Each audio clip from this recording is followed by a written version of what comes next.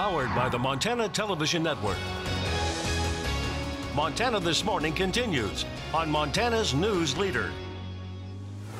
Joe Biden has released a video explaining his actions after at least 7 women come forward saying the former vice president made them feel uncomfortable. I'm Laura Podesta. More on that video and a response from President Trump ahead. Help after devastation. The community is doing everything they can to help a ranch that helps veterans. I'm Cody Boyer here with that story and how the community is doing that.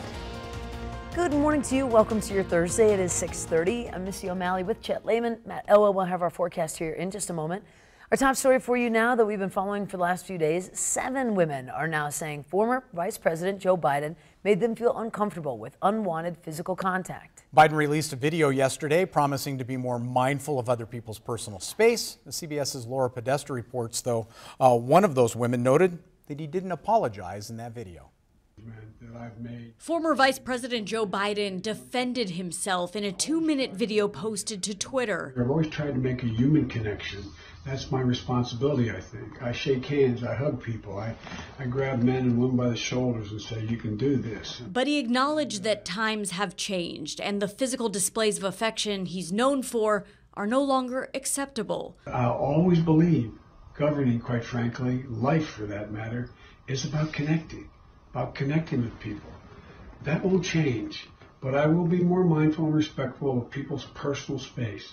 In the past week, more than a half-dozen women have come forward with stories that Biden made them feel uncomfortable. He leaned in further and planted this slow kiss on the top of my head. Pulled me in and started rubbing noses with me. DJ Hill says at a photo op in 2012, Biden moved his hand from her shoulder, down her back, and to her waist. I was in shock. She says the former vice president still has work to do. It wasn't actually an apology, if you listen closely, but he kept saying he gets it, he gets it.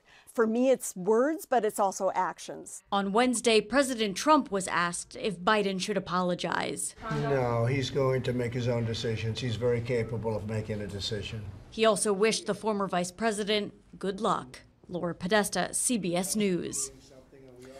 6:32 now. Biden isn't expected to officially announce his presidential candidacy until later this month at the earliest.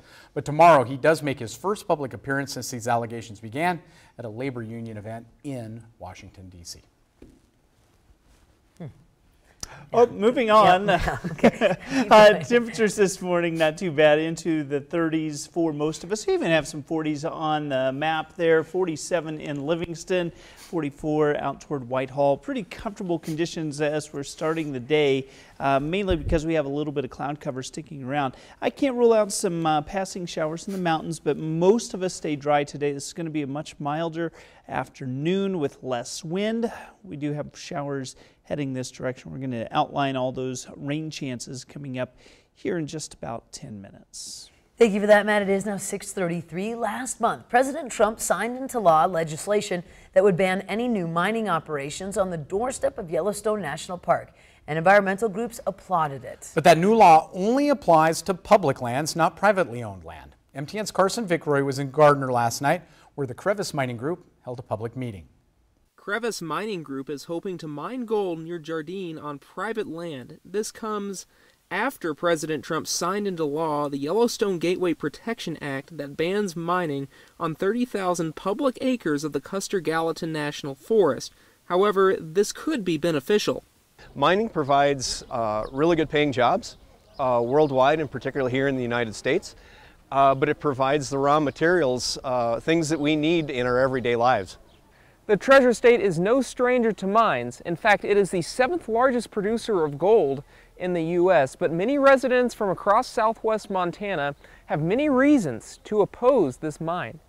Contamination, pollution, getting into groundwater, aquifers, all sorts of things. There's lots of geologic challenges that need to be verified at the early stage. And I think part of the challenge right now is that a lot of those early stage questions have not been properly answered. Many people here in Gardner believe the cons outweigh the pros. Certainly there would be some good paying jobs, but they would be pretty limited in scope and number. And it wouldn't add the zest to the economy like the zest that we see out of what happens in Yellowstone Park every year. In Gardner, Carson Vickroy, MTN News. Carson tells us the Crevice Mining Group is also using the small miner exclusion statement, which permits the construction of mines on less than 5 acres of land. And a few weeks ago, we brought you the story of the Serenity Ranch near Belgrade, how they help both horses and women veterans. We also told you all that stopped in its tracks when the ranch's training arena collapsed under piles of snow. MTN's Cody Boyer went back to Serenity Ranch and has an update. Caitlin, Kevin, just coming back here to Serenity Ranch, I was greeted with smiles. Help from our story and word just getting out there has made it so that even though they have lost their barn in a tragic collapse, help is on the way. I'm just grateful. You know, I just know I live in a wonderful place. For Executive Director and Serenity Ranch founder Suzanne Carter, the destruction has only slowed her down, but didn't stop her. We haven't been able to work horses, but, you know, which is a sad thing with this wonderful weather, but it's just everything, it just carries on the same. We're continuing to fundraise and are really depending on donations so that we can provide our veteran program this summer. Same goes for her daughter Lisa. She says shortly after the arena buckled, the community stepped up in full. From this, we've raised over $1,100. Which is fantastic. Lisa says the community has gone even further than just the donations following this massive arena damage. She says that the interest in volunteering has also gone up. It's been wonderful. We've kind of been putting a little bit of our volunteers outreach on hold. We were waiting for the nicer weather, and we need help with riding and training as well. With 90 horses, many coming from dark or wild pasts, both mother and daughter say every little bit makes a difference. It just makes me feel really grateful and very happy because what we work so hard for and are working so hard for is to help both horses in need that have been through neglect and trauma themselves and to help female veterans. It's a wonderful town to live in.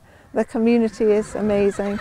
Now Lisa says a little bit of help could go a long way, and you get a chance to do that on Saturday, April 13th from 11 to 2 when they're going to be holding a fundraiser right here at the Serenity Ranch. I'm Cody Boyer. Back to you. Thank you for that, Cody. In other news, a Butte domestic violence shelter is hosting a weekend of events for sexual assault awareness. On Friday, the Safe Space shelter will hold a Take Back the Night walk, starting at the Butte Civic Center and walking down Harrison Avenue to take a stand against sexual violence. On Saturday, from 1 to 7, the shelter will hold a Rock Against Rape concert at the Butte Depot featuring local performers. The purpose of both these events is to make people aware of sexual assault and the fact that it is the most underreported crime that happens. Now, both events are free and open to the public, and donations are encouraged, which will, of course, go back to support the shelter. In other headlines, Montana's 2020 race for governor already getting crowded. Yesterday, State Senator Al Olszewski of Kalispell became the third Republican to officially kick off his campaign for the seat. MTN News reported 2 weeks ago that Olszewski was candidate in the 2020 governor's race. He kicked off his campaign backed by more than 24 fellow legislators supporting him at a news conference in front of the state capitol.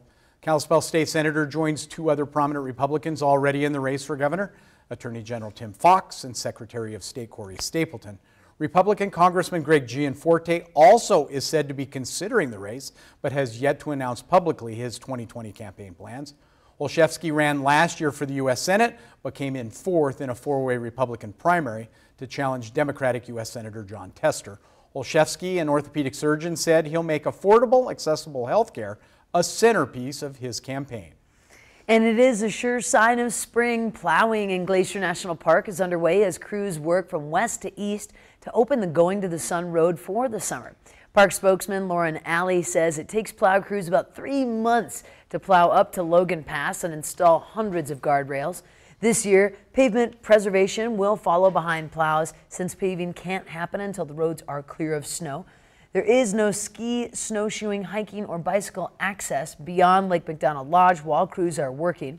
Hiker and biker access is open to Rising Sun On the east side of the road, with millions of visitors every year, preservation techniques will maintain the heavily traveled roads. However, Allie says April and May weather can bring some challenges to the crews. If it's a really warm day, they've got to come down because there is too high of an avalanche danger for them to work. On the other hand, we could get a blizzard, and that would also dump a lot of snow up there. They'd have to go back and redo some work. Allie says that Going to the Sun Road will not be open before June 21st, which is on par with last season when it opened on June 23rd.